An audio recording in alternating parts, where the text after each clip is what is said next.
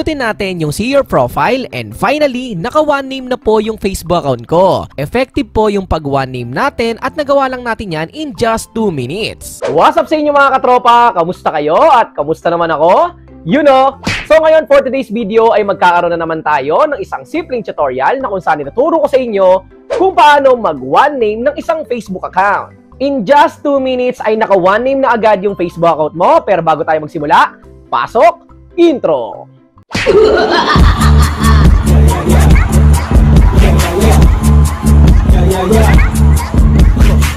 Yes, pwede na po ulit natin i-one name ang old and new Facebook accounts natin ng mabilisan. Para makapag one name po tayo ay kailangan natin gumamit ng isang VPN application. At kung ready ka na, punta na tayo sa tutorial. Let's go! Ang unang step na kailangan po muna natin gawin ay i-login po natin ang ating Facebook account sa ating Facebook application. Pindutin lang po natin sa menu yung see your profile. At dito makikita nyo nga po na hindi pa po naka one name yung Facebook account ko. Huwag po kayong mag-alala dahil in just 2 minutes ay naka one name na po yan. At ngayon, simulan na po natin. Kapag nandito na po tayo sa menu ay pindutin lang po natin yung settings and privacy.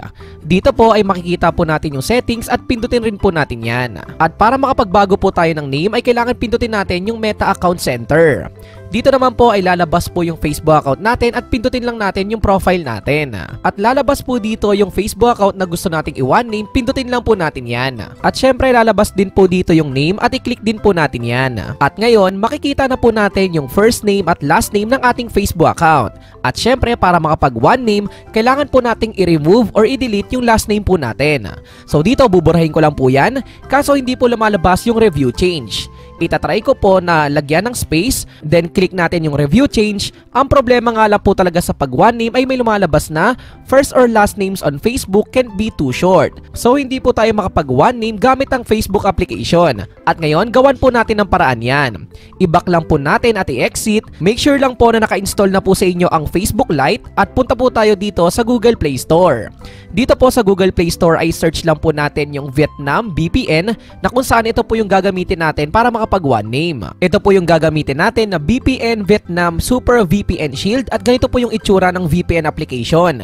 Pindutin lang po natin yung install at maghintay lang po tayo saglit.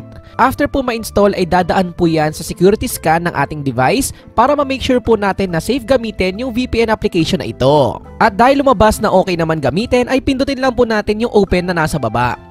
At ma-open na natin yung Vietnam VPN, pindutin lang po natin tong continue to app para magamit natin yan. At ito po yung itsura ng Vietnam VPN na gagamitin natin sa pag one name. Pindutin lang po natin yung flag na nasa taas para makakonect po tayo sa ibang bansa na server. Dito po ay maraming server na country na pwede nating pagpilian pero ang gagamitin po natin ay ang server ng Indonesia. Lumabas po dito na maraming pwede tayong pagkonekan pero ang napili ko po dito ay ang Jakarta number 01. Again, kahit ano po dyan ay pwede nyo pong gamitin. At syempre, kailangan po natin maghintay. Parang paghihintay mo sa kanya, may lalabas po dyan na ads at i-close lang po natin yan. At dito may lalabas na connection request. Para magamit po natin yung VPN na ito ay pindutin lang po natin yung OK na nasa baba. Malalaman nyo po na connected na po tayo sa VPN na ito kapag may check na pong lumabas dyan. So dito okay na po at connected na po tayo kaya makakapag one name na tayo. At ngayon, simulan na po natin yung pag one name. Sabi ko nga po kanina ay kailangan natin gumamit ng Facebook Lite dahil dito natin ilalagin at i-open ang ating Facebook account para makapag one name. After natin ma-open ang ating Facebook account dito sa Facebook Lite, ang next step ay makapag-change name. Pindutin lang po natin yung tatlong line sa gilid, then scroll down lang po natin at hanapin po natin yung settings and privacy. Makikita po natin dito yung settings at i-click din po natin yan. So dito halos parehas lang ng ginawa natin kanina sa Facebook application na pag-change name. Makikita natin ulit dito yung Meta Account Center at i-click po natin yan. At dito lalabas po yung Facebook account na i-one name po natin. I-click lang po natin yan. Dito ay lalabas po yung name at i-click din po natin yan. Dito makikita na po natin yung first name at last name ng ating Facebook account. At syempre para makapag one name po tayo ay kailangan po nating i-remove or i-delete yung last name po natin. Ang next step ay kailangan na po nating i-remove or tanggalin po natin yung last name po ng ating Facebook account. Dito makikita nyo ay hindi nga po lumabas yung review change na nasa baba. Ang advice ko sa inyo ay lagyan nyo po ng isang space. After po natin malagyan ng isang space ay lumabas na po yung review change. Okay na po yan at pindutin lang po natin yung review change. At dito lalabas na po yung itsura ng Facebook account mo na naka one name. Take note lang po na after 60 days ulit bago ka makapag-change name. Click lang po natin yung save changes at may nakalagay na name updated successfully. At ngayon i-double check na po natin kung talaga bang naka one name yung Facebook account natin. At syempre para ma-double check natin kung talagang naka one name na yung Facebook account natin ay i-exit po muna natin or i-back po muna natin. Kailangan natin pumunta dito sa ating profile at i-click lang po natin yung view your profile and finally naka one name na po yung Facebook account ko. At dahil nga gumamit po tayo ng Facebook Lite sa pag one name ng ating Facebook account ay kailangan nating i-double check din sa Facebook application kung naka one name ba ito. At ngayon i-exit lang po muna natin. Buksan natin ang ating Facebook application, makikita nyo na hindi pa po yan naka one name. Pindutin lang po natin yung tatlong line sa gilid, pindutin natin yung see your profile and finally naka one name na po yung Facebook account ko. Effective po yung pag one name natin at nagawa lang natin yan in just 2 minutes. At dahil successful naman yung pag one name ng ating Facebook account, ang next step naman po ay i-delete or i-uninstall yung VPN application na ginamit po natin. Dito po ay pindutin lang natin yung check para ma-disconnect po natin. I-click lang po natin yung disconnect at may lalabas po na ads. I-close lang po natin yan at nakapag-disconnect na po tayo sa ating VPN. Ang next step ay kailangan na po nating i-uninstall. I-hold lang po natin yan.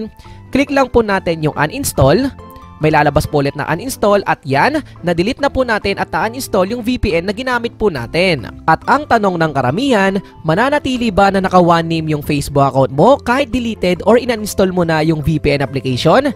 Ang sagot po ay yes. Mananatili pa rin pong naka one name yan. So dito pinapakita ko sa inyo na ilang beses ko po yung ni-refresh at naka one name pa rin po yung Facebook account ko. At reminder ko lang po sa inyo na after 60 days po ulit kayo makakapag-change name. At ganun lang po kasimple at kabilis kung paano nga ba mag one name ng isang Facebook account. Para maging successful po yung pag one name ay kailangan natin gumamit ng VPN application. Bakit nga ba? As of now po kasi ay hindi pa po available ang feature na pag one name sa Pilipinas. Kaya malaking tulong yung VPN na ginamit natin para makakonect tayo sa server ng ibang bansa. Available po kasi sa kanila yung feature na pag one name. Ang simpleng reminder ko lang po palagi sa inyo na after nyo po makapag-change name or one name ay after 60 days po ulit kayo makakapag-change name. At before matapos tong video na to ay may gusto muna akong i-shoutout.